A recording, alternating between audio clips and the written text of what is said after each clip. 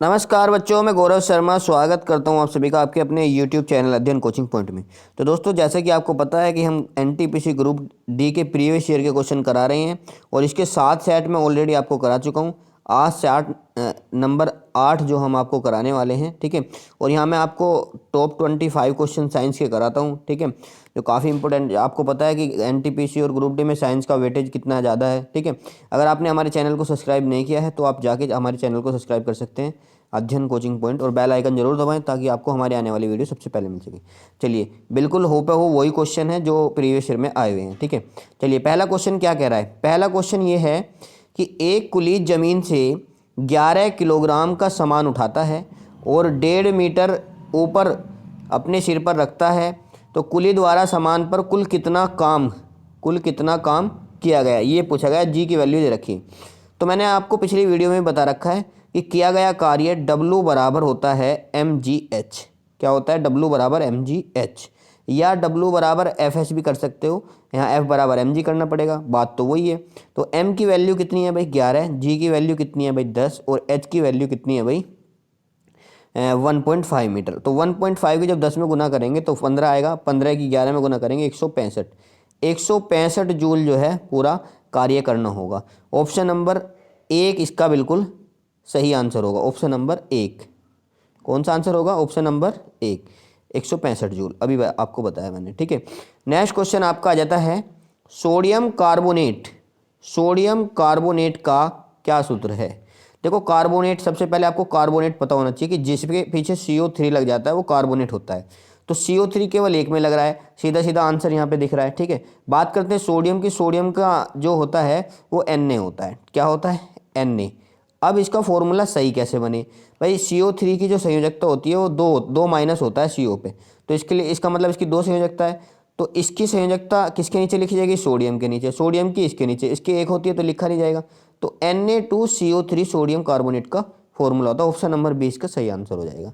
बात समझ में आ रही है? Sodium carbonate. इसी तरह से कुछ और फॉर्मूलेज मैं आपको बता देता हूँ। सोडियम हाइड्रोक्साइड क्या होता है? NaOH होता है, ठीक है। अगर मैं बात करूँ सोडियम बाइकार्बोनेट तो वो क्या होता है? NaHCO3। NaHCO3, उसमें H लग जाता है सोडियम बाइकार्बोनेट में, ठीक है। और अगर मैं बात करूँ बोरेक्स, या जिसे हम सुहागा भी कहते हैं, क्या कहते हैं? सुहागा। उसका फॉर्मूला है Na2B4O7, ठीक है, इंटू 10H2। बात समझ में आ रही है? 10H2 उसमें साथ में रहता है, ठीक है। तो ये किसका फॉर्मूला है? बोरेक्स या सुहागे का फॉर्मूला है। बात समझ में आ रही? सोडियम सल्फेट है, इसी तरह से Na2SO4 10H2। Sodium thiosulphate very important है, ये पेपर में जरूर आ जाता है, इसे पूछ देख लेते हैं। सोडियम थायोसल्फेट या हाइपो के नाम से ये जाना जाता है। इसका फॉर्मूला है Na2Na2S2O3। ये रंगीन फोटोग्राफी में काम आता है। क्वेश्चन भी पूछा गया है कि हाइपो का प्रयोग कहाँ किया जाता है? रंगीन फोटोग्राफी में। बात समझ में आ रही है? रंगीन फोटोग्राफी में इसका प्रयोग किया जाता है। Na2S2O3 इंटू 5H2O इसका पूरा फॉर्मूला है। किसका? बोरेक्स या बोरेक्स कह रहा हूँ, हाइपो का। क्योंकि बोरेक्स का क्या है? बोरेक्स का तो Na2B4O7 है। बात समझ में आ रही? Into 10H2O। इसका है Na2S2O3 इंटू 5H2। बात समझ में आ रही है? कैल्शियम कार्बोनेट आपको पता ही है, चौक खड़िया वगैरह होते हैं। चलिए, इतना ही काफ़ी है। वैसे तो बहुत सारा है फॉर्मूले, कितनों के डिस्कस करेंगे, बहुत काफ़ी हो जाएगा। ये कह रहे थे 6 किलोग्राम और 5 ग्राम को जो है आप किलोग्राम में बदलिए। भाई 6 किलोग्राम तो पूरा हो गया। अब 5 ग्राम, 1 किलोग्राम में 1000 ग्राम होते, तो 1000 से इसको भाग कर देंगे। तो दशमलव कितने अंकों पर लगेगी? 1 2 3 अंकों पर। एक अंक तो ये हो गया, एक जीरो, फिर दूसरी जीरो, ठीक है, और फिर पॉइंट, फिर ये। तो 6.005 जो भी होगा वो इसका करेक्ट आंसर होगा। ऑप्शन नंबर डी इसका बिल्कुल सही आंसर होगा, ठीक है। चलिए आगे चलते हैं। ये कह रहा है मैनलिफ की आवाज सारणी के दौरान जर्मन पत्रिका, बिल्कुल इंपॉर्टेंट क्वेश्चन है, कई बार पूछा गया। मैनलिफ की आवर्त सारणी जो है 1869 में बन के तैयार हुई थी, ये आपको पता होना चाहिए, ठीक है। और जब उसकी आवर्त सारणी आई थी, जब मात्र 58 तत्व जो हैं वो थे, 1869 में ये बनी थी। तो इसको जर्मन पत्रिका में प्रकाशित कब किया गया था, ये आपसे पूछा गया है, ठीक है। तो इसका सही आंसर हो जाएगा ऑप्शन नंबर 3, 1872 में इसको जर्मन पत्रिका में प्रकाशित किया गया था, ठीक है। और अगर हम बात करें आधुनिक आवर्त सारणी, तो वो 1913 में बनके मोजले ने तैयार की थी। मोजले आधुनिक आवर्त सारणी जो कि परमाणु क्रमांक पर आधारित है। उससे पहले जितनी भी परिकल्पनाएं दी गई हैं मोजले से पहले, सभी परमाणु भार पर दी गई हैं। ठीक है, तो क्वेश्चन गलत करने के चांस बहुत कम रहेंगे अगर आपने इतनी सारी बातें यहाँ से सीख ली हैं। ठीक है, चलिए आगे चलते हैं। ये कह रहा है जी, एक विशेष घर में 5 दिनों में 100 यूनिट की खपत होती है। कितने यूनिट की? 5 दिनों में हो रही है 100 यूनिट की खपत। यदि ऊर्जा को जूल में परिवर्तित किया जाए तो क्या आंसर होगा, ये आपसे पूछा है। ठीक है, तो जूल में परिवर्तित किया जाए तो क्या आंसर होगा, ये आपसे पूछा। 100 यूनिट की खपत हो रही है। ठीक है, 5 दिनों में।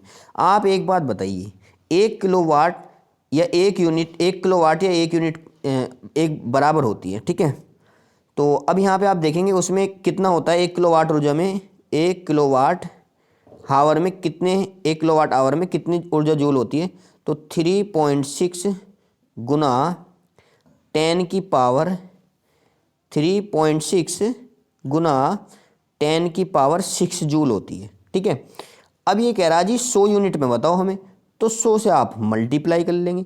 किससे कर लेंगे? 100 से आप मल्टीप्लाई कर लेंगे। 100 गुना 3.6 गुना 10 की पावर 6, तो ये कितना हो जाएगा भाई? ये हो जाएगा 3.6 गुना 10 की पावर 8, 3.6 गुना 10 की पावर 8 जूल हो जाएगा। बात समझ में आ रही है?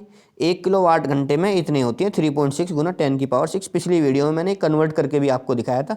आप अगर इसे देखना चाहते हैं तो मेरी पिछली वीडियो जाके आप देख सकते हैं। ठीक है, 100 यूनिट और इसमें मल्टीप्लाई करा रहा है, तो इसका सही आंसर क्या होगा? 3.6 गुना 10 की power 8 joule. Option number D इसका बिल्कुल सही आंसर हो जाएगा। सॉरी, ऑप्शन नंबर डी नहीं है, तो ये option number A, option number A इसका सही आंसर होगा, क्योंकि डी में तो 360 लिखा हुआ है। 3.6 गुना 10 की पावर 8 होगा। ठीक है, चलिए नेक्स्ट। योनि की ओर जाती है, कौन कौन सी है ऑप्शन बताने हैं।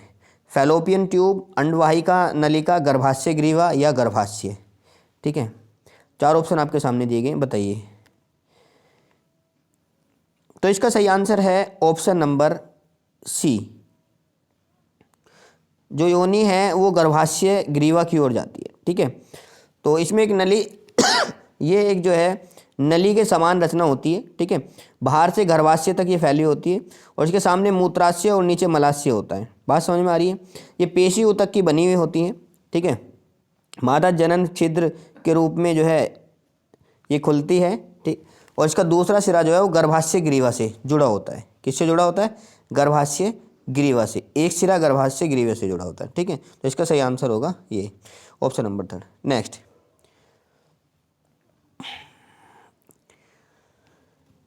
किसी वस्तु का द्रव्यमान 20 किलोग्राम है, पृथ्वी पर इसका वजन कितना होगा? सिंपल सी बात है, वजन पूछा है। W बराबर क्या हो गया भाई? mg। अरे इसमें तो सिंपल सी बात है, इसमें क्या है? W बराबर क्या हो गया? mg। तो m की वैल्यू कितनी है भाई? 20, और g की वैल्यू कितनी है? 10। तो 20 धाम 200। अब 200 तो आ गया, 200 तो 4 ऑप्शन में। अब यूनिट क्या होगी? यूनिट का खेल चलता है। आपने देखा m की कि ये तो किलोग्राम हो गया जी साहब। ठीक है, या एक काम करो, आप एक चीज़ से लगा सकते हैं भाई, f बराबर क्या होता है? m में होता नहीं होता है, और m क्या है? ये क्या है? f बराबर होता है m में। ठीक है, m क्या है? किलोग्राम में हो गया, और a क्या है आपका? ए आपकी क्या होता है? एक्सेलरेशन होता है। तो एक्सेलरेशन की और ग्रेविटी की यूनिट जो है वो बराबर ही होती है। ठीक है, तो आप देख रहे होंगे कि ये W बराबर जो है ये फोर्स के बराबर ही आ रहा है। बात समझ में आ रही है? तो वही है, जो फोर्स का मात्रक होगा वही W का मात्रक होगा। तो इसका फोर्स का क्या होता है? बल का न्यूटन होता है। तो इसका सही आंसर क्या होगा? 200 न्यूटन। ऑप्शन नंबर 20 का बिल्कुल सही आंसर होगा। ठीक है, तो आइए देखते हैं नेक्स्ट क्वेश्चन। मंदता की अंतर्राष्ट्रीय यूनिट क्या है? मंदता मतलब मंदन की बात करिए। जिस तरह से एक्सेलरेशन होता है, त्वरण होता है, उसी तरह से मंदन होता है। जैसा कि आपने देखा होगा, जब आप किसी भी गाड़ी को रेस देते हैं तो वो स्पीड पकड़ लेती है, तो ये क्या हो गया? धनात्मक त्वरण हो गया। और जब आप ब्रेक मारते हो तो वो मंदी हो जाती है, इसे मंदन कहते हैं या ऋणात्मक कहते हैं। तो त्वरण की विमा है। ठीक है, जो त्वरण का मात्रक होगा वही मंदता का होगा। तो क्या होता है? मीटर प्रति सेकंड स्क्वायर। भाई त्वरण का मात्रक क्या होता है? मीटर प्रति सेकंड स्क्वायर। ये तो आपको पता ही है। तो ऑप्शन नंबर सी इसका सही आंसर होगा। उसके बाद आ जाते हैं, निम्न में से कौन सा मिश्रण कम प्रतिक्रिया वाला है? कौन सा ऐसा मिश्रण है जिसकी प्रतिक्रिया बहुत ज़्यादा कम है? अक्सर देखने को नहीं मिलती है ना। एथेन, तो ये तो बहुत प्रतिक्रियाशील है। मेथेन, ये दोनों ही प्रतिक्रियाशील है। बसा इन दोनों में से छांट के बताना है कि कौन सा है। ठीक है, तो बिल्कुल सही, इसका सही आंसर होगा ऑप्शन नंबर 3, प्रोपेन। प्रोपेन जो है कम प्रतिक्रियाशील है। ठीक है, ज़्यादा मात्रा में ये जो है नहीं निकलता, ये आपको पता ही है। मेथेन के साथ थोड़ा बहुत मात्रा में रहता है ये। चलिए आगे चलते हैं। उसके बाद कह रहा है निम्न में से किस गैस का उपयोग चिप्स को ऑक्सीकृत होने से रोकने के लिए किया जाता है? आपने देखा होगा छोटे छोटे पैकेट आते हैं 5-5, 10 रुपए के चिप्स के, ये फूले हुए पैकेट आते हैं और इनमें आलू के चिप्स रहते हैं। ठीक है, वो ऑक्सीकृत नहीं होते, सड़ते नहीं हैं, ख़राब नहीं होते, तो कौन सी गैस उसमें भरी जाती है? ये आपसे क्वेश्चन में पूछा गया है। तो इसमें जो अक्सर नाइट्रोजन गैस भरी जाती है। कौन सी गैस भरी जाती है? Nitrogen gas. ठीक है, ऑप्शन नंबर सी इसका बिल्कुल सही आंसर हो जाएगा, नाइट्रोजन। ठीक है, चलिए उसके बाद नेक्स्ट क्वेश्चन आपका आ जाता है, किसी वस्तु पर किया गया कार्य निम्न में से किस बात पर निर्भर नहीं करता है? अभी मैंने आपको बताया था कि किसी वस्तु पर किया गया कार्य किस बात पर निर्भर नहीं करता, ये आपसे पूछा गया है। ठीक है, देखो W बराबर होता है Fs। क्या होता है? W बराबर Fs। ठीक है, Fs कोस थीटा आप कह सकते हैं। ठीक है, W बराबर Fs कोस थीटा कह सकते हैं। ठीक है, तो यहाँ पे थीटा पे भी कर रहा है।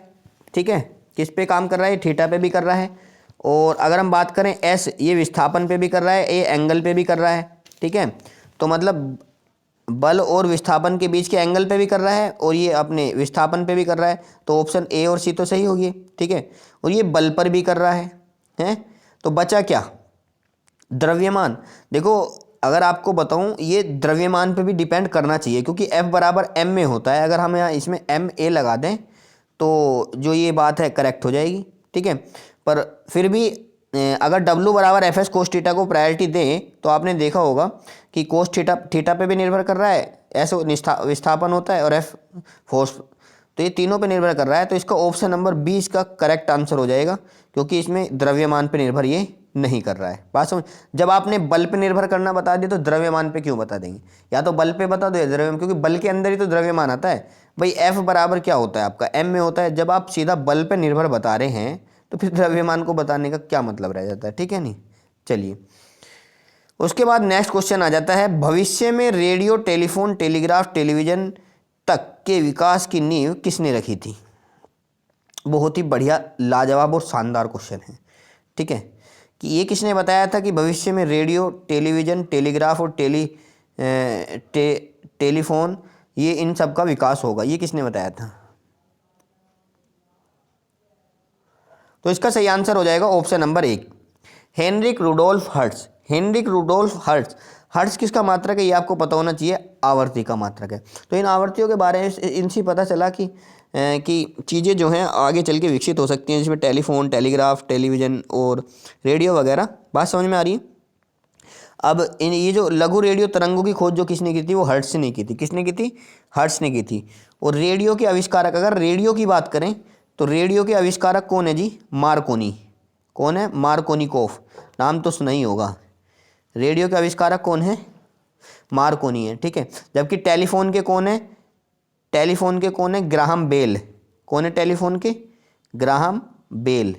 ये आपको पता होना चाहिए। बेल से याद रख सकते हो, बेल से घंटी बजती है टेलीफोन के। ठीक है, उसके बाद जो है अगर हम बात करें टेलीग्राफ, टेलीग्राफ यांत्रिक के कौन है? वो हैं लेमांड। लेमांड जो हैं वो क्या है? टेलीग्राफ के हैं। बात समझ में आ रही है? उसके बाद अगर हम बात करें टेलीविज़न, टेलीविज़न का तो सबको ही पता है, J.L. बेलियर्ड। कौन है? J.L. बेलियर्ड। ये सब आपको याद रखने हैं, पेपर में पूछा जा सकता है। टेलीविज़न के कौन है, इसके कौन है? J.L. बेलियर्ड। बात समझ में आ रही है?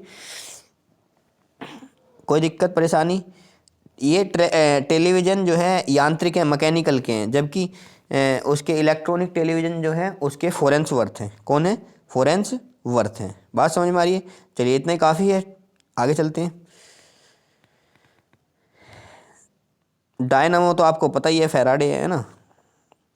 निम्न में से कौन सा या कौन सा कथन सही है?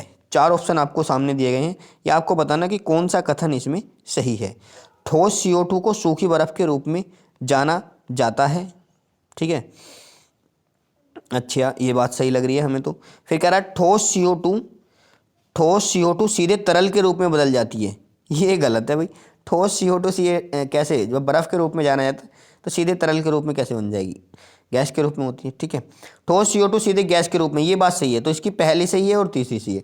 तो पहला तीसरा जिसमें भी होगा वो बिल्कुल सही आंसर होगा, जबकि इसमें बी गलत बताया है कि वो तरल के रूप में नहीं बदलती है ठोस CO2 सीधे, पहले वो सीधे गैस में बदलती है। ठीक है, तो इसका सही आंसर हो जाएगा ऑप्शन नंबर 4, ए और सी सही है जबकि बी गलत है।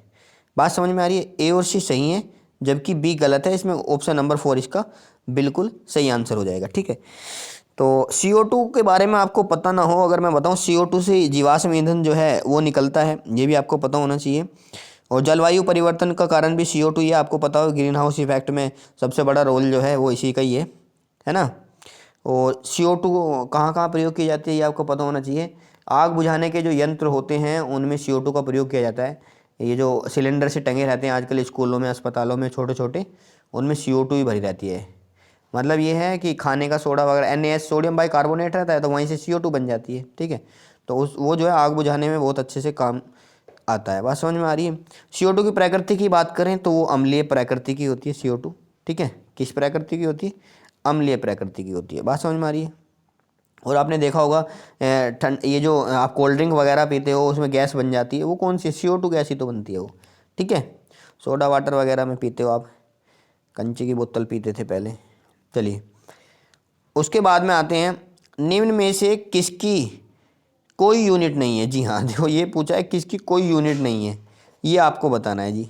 ठीक है, तो कौन सी, देखो फोकल लेंथ है, लेंथ तो जो हमेशा सेंटीमीटर में या मीटर में उसकी तो यूनिट है, लेंथ की यूनिट तो है।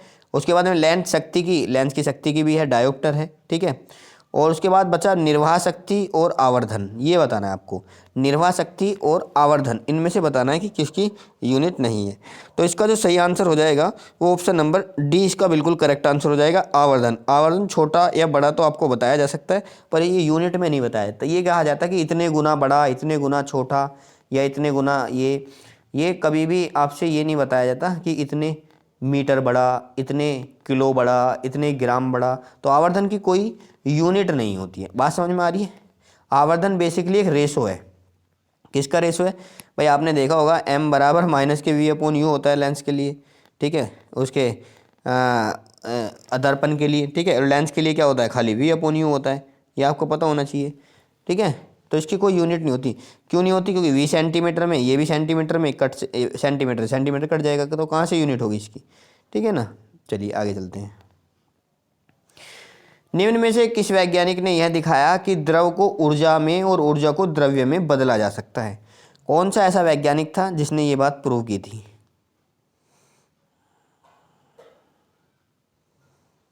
तो इसका सही आंसर हो जाएगा option number D, Albert Einstein. Albert Einstein ने बताया कि द्रव को ऊर्जा में और ऊर्जा को द्रव में बदला जा सकता है। ठीक है, इसने अपना द्रव्यमान ऊर्जा संबंध भी दिया था। ठीक है, क्या दिया था, E = mc²। ये पेपर में पूछा गया कई बार कि ये किसके द्वारा दिया गया, E = mc², आइंस्टीन द्वारा दिया गया। तो कब दिया गया, ये 1905 में दिया गया है। कब दिया गया है, 1905 में ये दिया गया था। ठीक है, इसे क्या कहते हैं, आपेक्षता का सिद्धांत भी कहते हैं। क्या कहते हैं, आपेक्षता का सिद्धांत भी इसको कहते हैं। ठीक है, इस नियम को। बात समझ में आ रही है। तो आपको पता ही है इसके अनुसार क्या होता है कि द्रव्यमान ऊर्जा एक दूसरे के क्या है, स्वतंत्र हैं। तो और दोनों जो है एक दूसरे से संबंधित हैं। तो ये सब चीज़ें इसमें आपको पता होना चाहिए। तो प्रत्येक पदार्थ है उसके द्रव्यमान के कारण जो है उसमें ऊर्जा भी होती है, ये तो आपको पता ही है, मैंने आपको बताया था। ठीक है, चलिए आगे देखते हैं। जहाँ इसमें सी तो आपको पता ही होगा ना, सी प्रकाश का वेग होता है, जिसकी चाल मैंने आपको बता रखी है पिछली वीडियो में, 3 × 10⁸ मीटर/सेकंड होता है ना, निर्वात और वायु में। ठीक है, और बाकी चीज़ों में कम होता है। मैंने पिछली वीडियो में इसके बारे में अच्छे से डिस्कस कर रखा था। और ये जो है इस पर 1921 में नोबेल पुरस्कार भी मिला था। ठीक है, ये पता होना चाहिए। चलिए आगे चलते हैं। ये कह रहा है एक कार सड़क के किनारे से गिरकर 0.5 सेकंड में ज़मीन पर आ जाती है। अगर g = 10 मीटर/सेकंड स्क्वायर है तो ज़मीन से टकराते समय इसकी गति क्या होगी। बहुत ही बढ़िया और लाजवाब क्वेश्चन है, बहुत ही बढ़िया और लाजवाब क्वेश्चन है। एक कार है, वो सड़क के किनारे से गिरकर 0.5 सेकंड में ज़मीन पर आ जाती है। कितने सेकंड में आ रही है? 0.5 सेकंड में। ठीक है, अगर जी बराबर आपका कितना है? जी बराबर आपका है 10 मीटर पर सेकंड स्क्वायर। ठीक है, तो ज़मीन से टकराते समय इसकी गति क्या थी, ये आपसे पूछा गया है। टकराते समय क्या थी? ठीक है, तो आपको पता होना चाहिए इसमें जो फॉर्मूला लगेगा वो लगेगा v बराबर v, एक मिनट, v बराबर u प्लस ए टी। ठीक है, तो यहाँ v की वैल्यू तो आप स्टार्टिंग में कार जो है चल रही थी। ठीक है, तो यहाँ पे v की वैल्यू 0 हो जाएगी, v की वैल्यू 0 हो जाएगी क्योंकि अंतिम वेग 0 होगा, टकरा जाएगी चलते हुए। ठीक है, तो a की वैल्यू यहाँ पे u की वैल्यू पूछी है, a की वैल्यू कितनी है यहाँ पे आपकी 10 है। ठीक है, और t 0.5 सेकंड में पूछी है। पॉइंट हटाएंगे, 0 लगाएंगे, 10 से 10 कट जाएगा तो 5 आएगा। तो u बराबर आ गया कितना? 5 मीटर प्रति सेकंड। कितना आ गया? u बराबर 5 मीटर प्रति सेकंड। ये इसका सही आंसर होगा। अच्छा, इसने v पूछा था तो अंतिम पूछा था ना टकराते समय, तो v बराबर 5 मीटर पर सेकंड होगा, जबकि u बराबर 0 होगा, है ना। चलिए,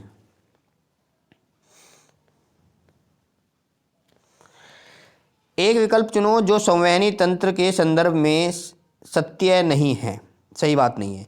ये कह रहा है कि आरबीसी का कार्यकाल, मतलब आरबीसी का जो जीवन काल होता है, कार्यकाल या जीवन काल, 120 दिन होता है। करेक्ट बात है। ये कह रहा है लाल रक्त संवहनी संयोजी ऊतक है, बिल्कुल सही बात है, ये भी सही है। एक वयस्क व्यक्ति के शरीर में लगभग 5 से 6 लीटर ब्लड होता है, बिल्कुल सही बात है। एक स्वस्थ मनुष्य जो है उसके शरीर में 5 से 6 लीटर तक खून होता है, जबकि महिलाओं में आधा लीटर कम होता है, ये आपको पता होना चाहिए। ठीक है, उसके बाद ये कह रहा है कि शरीर के वजन का 1.8 से 0.8% होता है। यही बात बिल्कुल गलत है, यही बात बिल्कुल गलत है। ये तीनों बात ऊपर की सही है। तो इसने पूछा था कौन सा गलत है, क्यों? क्योंकि मनुष्य के शरीर का लगभग 7 से 8%, जितना मनुष्य के शरीर में वो है ना खून, उसका 7 से 8%, सॉरी, जितना मनुष्य का जो है वजन है उसका 7 से 8% जो है ब्लड होना चाहिए, तरल संयोजी होना चाहिए। बात समझ में आ रही है? तो ये आपको पता होना चाहिए।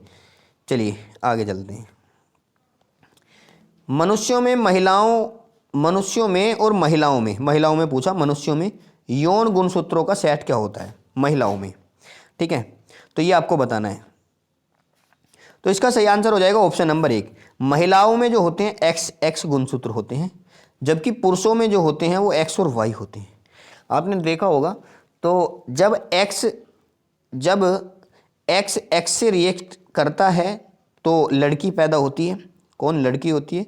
और जब एक्स वाई से रिएक्ट करता है तो लड़का पैदा होता है। अब आप समझ रहे होंगे, आपको यहाँ से दिख ही रहा होगा कि भाई लड़का होना या लड़की होना एक महिला के हाथ में नहीं होता। ठीक है, जब उसके अंदर वो गुणसूत्र होते नहीं तो उसे क्यों दोषी बताया जाता है? वो गुणसूत्र तो लड़के के अंदर होते हैं ना, एक्स वाई। ठीक है भाई, लड़की के अंदर तो दोनों ही एक्स हैं। अब उसका कोई सा भी रिएक्शन करे उससे तो कोई फ़र्क पड़ना नहीं। अगर उसका एक्स लड़के के एक्स से रिएक्ट कर रहा है तो लड़की पैदा हो रही है, अगर उसका एक्स लड़के के वाई से रिएक्ट कर रहा है तो लड़का पैदा हो रहा है। तो डिपेंड किस पे किया? लड़के पे किया ना सब कुछ। फिर भी लड़कियों को दोष दिया जाता है कि एक लड़का नहीं हुआ। ठीक है, चलिए खैर वो सामाजिक बातें, आगे चलते हैं। उसके बाद आते हैं, निम्न रासायनिक अभिक्रिया में किस उत्पाद को एक्स से दर्शाया गया है?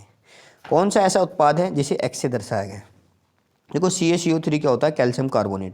ये ठोस होता है, जब इसको गर्म करते हैं तो इससे हीट निकलती है। क्या निकलती है? इससे हीट निकलती है। ठीक है, और उससे क्या बनता है? अब आप देख रहे होंगे यहाँ CaCO3 से CaO बन चुका है, तो बच क्या रहा है इसमें? इसमें सीधा सीधा क्या बच रहा है भाई? CaCO3 से अगर आप क्या निकाल देते हो, आप CaO निकाल देते हो, तो सिंपल सी बात है, इसमें क्या बच रहा है? CO2 बच रहा है। क्या बच रहा है? CO2। तो इस X की जगह क्या आएगा? CO2 आएगा, जो कि ऑप्शन नंबर 3 इसका सही आंसर होगा। कार्बन डाइऑक्साइड इसमें गैस निकल जाएगी। बात समझ में आ रही है? ठीक है, और ये कैसी अभिक्रिया है? उष्मा शोषी अभिक्रिया, क्योंकि जब इसे गर्म किया जाता है ना, हीट दी जाती है, तब जाके ये क्रिया संपन्न हो रही है। ठीक है। और कैल्शियम कार्बोनेट आपको पता है किसका, चोक का, संगमरमर का, ये जो फॉर्मूला है किसका, चोक या संगमरमर आप मार्बल का कह सकते हो, ठीक है, CaCO3। उसके बाद क्वेश्चन है ये, तो इस क्वेश्चन में क्या है, ये क्वेश्चन बहुत ही बढ़िया क्वेश्चन है, ठीक है। इसमें क्या करते हैं, आपसे पूछा गया है कि 2 8 8 2, देखो आवर्त सारणी से जरूर क्वेश्चन आता है, मैं फिर से बता रहा हूँ। अगर आपको आवर्त सारणी की वीडियो चाहिए वास्तव में तो आप कमेंट बॉक्स में बताइए और वीडियो को ज़्यादा से ज़्यादा शेयर करिए, ठीक है। ये कह रहा है 2 8 8 2 के इलेक्ट्रॉनिक विन्यास वाले तत्व को आधुनिक आवर्त सारणी में कौन से आवर्त में रखा गया। सिंपल सी बात है, जितने कोषों की संख्या होगी, जैसे कि यहाँ लिखा हुआ है 2 8 8 2, कितने कोष हैं इसमें, 1 कक्ष 2 3 और 4, जितने कोषों की संख्या होगी उतना ही आवर्त होता है। तो इसका आंसर होगा 4 आवर्त, ठीक है। कौन से आवर्त में रखा गया है, चौथे आवर्त में रखा है। अगर ये पूछता कौन से समूह में रखा गया है, तो समूह को आप क्या करेंगे, समूह को आपको लास्ट के दो चीज़ क्या आपको ये देखनी है कि कोष को पूरे भरते चलना है। जब तक एक कोष पूरा नहीं भरेगा जब तक आप जो है अगले उसे समूह में, जैसे कि इसमें पूरे हैं 2, इसमें पूरे 8 हैं, अब इसमें 8 हैं, कितने हैं इसमें 8 हैं, ठीक है। तो कहने का मतलब ये है, अब ये भी कोष पूरा है, उसके बाद अगला कोष आ जाता है 2। तो अब आपको यही देखना है कौन से समूह में है। तो इसमें कितने इलेक्ट्रॉन है लास्ट में 2, तो इसलिए कौन से समूह में है, दूसरे समूह में। कौन से समूह में है, दूसरे समूह में। बात समझ में आ रही। अगर इसमें यहाँ इलेक्ट्रॉन कम होते तो इसे इसके साथ मिला के जब तक 8 पूरे नहीं होते जब तक उसे वहाँ पे गिनते और बताते, लास्ट के 2 से पता ही चल जाता है मैक्सिमम में, ठीक है। चलिए, तो ये दूसरे समूह में है। उसकी बात करते हैं, जब आप क्वेश्चन पूछेंगे तो बताया जाएगा। ये कह रहा है निम्न में से कौन जल मिश्रित HCl के साथ प्रतिक्रिया नहीं करता। ऐसा कौन सा पदार्थ है जो जल में मिश्रित HCl है उसके साथ जो है क्रिया नहीं करता। तो इसका सही आंसर है ऑप्शन नंबर 3, क्या है, कॉपर। कॉपर जल में मिश्रित, ठीक है, HCl के साथ क्रिया नहीं करता, ठीक है। क्यों नहीं करता, क्योंकि ये सांद्र HCl जो होता है, जो सांद्र HCl होता है उसके साथ क्रिया करके क्या बनाता है, क्यूप्रिक क्लोराइड। क्या बनाता है, क्यूप्रिक क्लोराइड बनाता है, Cu2Cl2। बात समझ में आ रही है। तो ये क्यूप्रिक क्लोराइड बनाता है और ठंडे या तनु H2SO4 से ये कोई भी क्रिया नहीं करता है, ये आपको पता होना चाहिए, ठीक है। गर्म तांबे पर अगर HNO3 की वाष्प प्रवाहित करें तो वहाँ से क्या निकलती है, नाइट्रोजन गैस निकलती है, ये भी आपको पता होना चाहिए, ठीक है। चलिए, तो कॉपर जो है तनु HCl से भी क्रिया नहीं करता है और किससे क्रिया नहीं करता है, H2SO4 से भी क्रिया, ये क्योंकि सांद्र से क्रिया करता है। किससे करता है, सांद्र से क्रिया करता है, ये आपको पता होना चाहिए, ना तो HCl से ना H2SO। नेक्स्ट आ जाता है मेरिस्टमेटिक। मेरिस्टमेटिक ऊतक मतलब विभोजिती ऊतक जिनको बांटा जा सकता है कि एक विशेष भूमिका होती है, वह अपनी विभाजित, देखो विभाजित मतलब बांटे जाते हैं, विभाजित करने की क्षमता को त्याग देते हैं। अगर वे अपनी विभाजित करने की क्षमता को त्याग देते हैं तो क्या कहलाते हैं, देखो इसी ऊतक से अगर वे अपने विभाजित करने की क्षमता को अगर वे त्याग देते हैं, उन पर विभाजित नहीं हुआ जा रहा, तो उनकी कंडीशन स्थायी हो जाती है। कैसी हो जाती है, स्थायी। तो स्थायी ऊतक में वो कन्वर्ट हो जाते हैं। इसका ऑप्शन नंबर 20 का बिल्कुल सही आंसर होगा, ठीक है। तो आपको पता होना चाहिए जो ऊतक होते हैं वो बेसिकली 2 तरह के होते हैं, एक तो परमानेंट होते हैं, एक मेरिस्टमेटिक। तो मेरिस्टमेटिक से ही परमानेंट बनते हैं। जब मेरिस्टमेटिक जो है उनकी क्षमता जो है त्यागने की, वो सॉरी विभोजित होने की नहीं रहती, टूटने की नहीं रहती, तो वो जो है परमानेंट का रूप ले लेते हैं, ठीक है। इसके बारे में पूरा सेट लेके आऊँगा एक, अगर आपको चाहिए तो आप बता सकते हैं, ठीक है। उसके बाद पूछता है कि एम्पियर किसकी इकाई है। एम्पियर किसकी इकाई है, सिंपल सा क्वेश्चन आ गया, ये सबको पता होगा। विद्युत धारा की इकाई जो है वो एम्पियर है। अच्छा, आप कमेंट बॉक्स में बताइए कि विद्युत धारा अदिश राशि है या सदिश राशि है। विद्युत धारा अदिश है या सदिश है, फिर मैं आपको इसका आंसर बताऊंगा। आप कमेंट में ज़रूर मुझे मेंशन करें, क्योंकि बहुत बच्चे इसमें कंफ्यूज रहते हैं। बहुत अच्छा क्वेश्चन है, ठीक है। चलिए, नेक्स्ट है आपका, खालिस्तान में पतली कोशिका भित्ति के साथ अपेक्षाकृत गैर विशिष्ट कोशिकाएं होती हैं। किस में होती हैं ये आपको बताना है, ठीक है। तो पैरेन्काइमा ऊतक की अगर हम बात करें, पैरेन्काइमा ऊतक जो होता है वो मृदु कोशिकाएं होती हैं उसकी, ठीक है। कौन सी होती है, पतली या मृदु कोशिकाएं आप कह सकते हैं, ठीक है, पैरेन्काइमा की। तो पैरेन्काइमा के भी अंदर कई पार्ट होते हैं। देखो जलीय पौधों की अगर हम बात करें तो उसमें एरेनकाइमा ऊतक होता है। जबकि हम क्लोरोफिल की हरे पौधों की बात करें तो उसमें क्लोरेनकाइमा होता है। क्लोरेनकाइमा, कोलेनकाइमा नहीं, क्लोरेनकाइमा। क्लोरे मतलब क्लोरोफिल जो होता है उसकी वजह से, ठीक है। तो इसका सही आंसर वैसे पैरेनकाइमा ही होगा, ठीक है। तो इसकी पतली कोशिकाएं होती हैं और इसकी गैर विशिष्ट कोशिकाएं भी होती हैं। वैसे तो ये दो तरह का होता है संरचना के आधार पे, जो है स्थायी ऊतक की अगर हम बात करें वो दो तरह का होता है, एक सरल ऊतक होता है और एक जटिल। तो ये जो भाग हैं वे सरल स्थायी ऊतक के भाग हैं। कौन से के? सरल के। कौन कौन से हैं? 3 भाग होते हैं, पैरेनकाइमा, कोलेनकाइमा और स्क्लेरेनकाइमा। बात समझ में आई है? पैरेनकाइमा जो है, जो पैरेनकाइमा होता है ये बिल्कुल मृदु होता है, मृदु ऊतक होता है, लचीला, ठीक है। बात समझ में आ रही है? उसके बाद अगर हम बात करें उसकी कोलेनकाइमा की, ठीक है, तो कोलेनकाइमा जो होता है इसकी देखो, पैरेनकाइमा की जो कोशिका भित्ति होती है वो सेलुलोज की बनी होती है। जबकि कोलेनकाइमा की जो कोशिका भित्ति होती है ये पेक्टिन की बनी होती है। और स्क्लेरेनकाइमा की होती है लिग्निन की, जो सबसे ठोस होता है, दृढ़ होता है, ठीक है। पेपर में ये पूछा गया है इनकी कोशिका भित्ति, ठीक है। तो ये आपको पता होना चाहिए। उसके बाद आता है नेक्स्ट क्वेश्चन और लास्ट क्वेश्चन, ये ओम का नियम खालिस्तान के बीच संबंध बताता है। ओम का नियम क्या होता है? भी R बराबर V/I होता है, सबको पता है, बचपन से पढ़ते आ रहे हैं ओम का नियम, ठीक है। तो R बराबर V/I, तो विभवांतर और किसके बीच में संबंध बता रहा है? ये विभवांतर और विद्युत धारा के, विभवांतर और विद्युत धारा के। तो इसका ऑप्शन नंबर डी बिल्कुल सही आंसर होगा। कौन सा आंसर सही होगा? ऑप्शन नंबर डी बिल्कुल, विभवांतर और विद्युत धारा के। अगर दोस्तों हमारी ये वीडियो आपको पसंद आई हो तो प्लीज़ इसे लाइक करें, शेयर करें। कमेंट में कोई भी प्रॉब्लम हो तो हमें बताएं, और जो क्वेश्चन मैंने आपसे पूछे उनका कमेंट में प्लीज़ आंसर दें।